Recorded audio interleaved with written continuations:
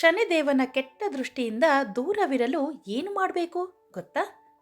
ಈ ವಿಡಿಯೋದಲ್ಲಿ ನೋಡೋಣ.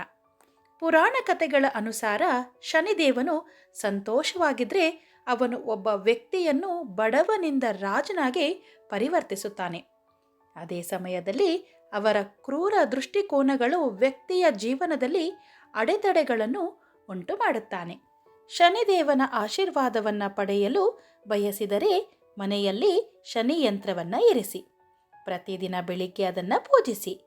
ಶನಿದೇವನ ಮಂತ್ರಗಳನ್ನು ಪಠಿಸಿ. ಇದರಿಂದ ಶನಿದೇವ ಸಂತಸಗೊಳ್ಳುತ್ತಾನೆ. ಶನಿಯ ಸಾಡೆ ಸಾತಿಯಿಂದ ಯಾವುದೇ ವ್ಯಕ್ತಿಗೆ ತೊಂದರೆಯಾಗಿದ್ದರೆ ಶನಿ ಚಾಲೀಸವನ್ನು ಮನೆಯಲ್ಲಿ ಇರಿಸಿ. ಪ್ರತಿ ಶನಿವಾರ ಸೂರ್ಯಾಸ್ತದ ನಂತರ ಪಠಿಸಿ.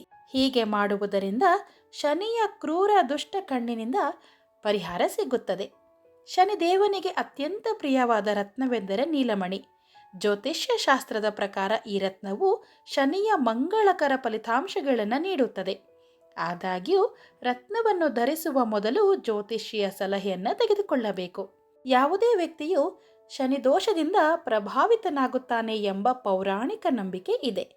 ಅವರು ಮನೆಯಲ್ಲಿ ಹನುಮಂತನ ಚಿತ್ರ ಅಥವಾ ಪ್ರತಿಮೆಯನ್ನು ಇಡಬೇಕು. ಹನುಮಂತನಿಗೆ ನಿತ್ಯ ಪೂಜೆ ಮಾಡಬೇಕು. ಇದರಿಂದ ಶನಿದೋಷ ನಿವಾರಣೆಯಾಗುತ್ತದೆ. ಶಮಿ ವೃಕ್ಷಕ್ಕೆ ಹೆಚ್ಚಿನ ಮಹತ್ವವಿದೆ. ಜ್ಯೋತಿಷ್ಯ ಶಾಸ್ತ್ರದಲ್ಲಿ ಈ ಸಸ್ಯವನ್ನು ಶನಿದೇವನಿಗೆ ಪ್ರಿಯವಾದದ್ದು ಎಂದು ವಿವರಿಸಲಾಗಿದೆ.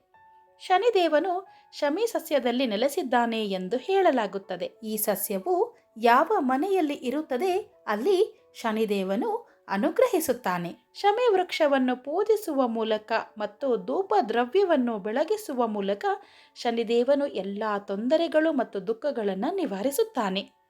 ಸರ್ವಂ ಶ್ರೀಕೃಷ್ಣಾರ್ಪಣಮಸ್ತು.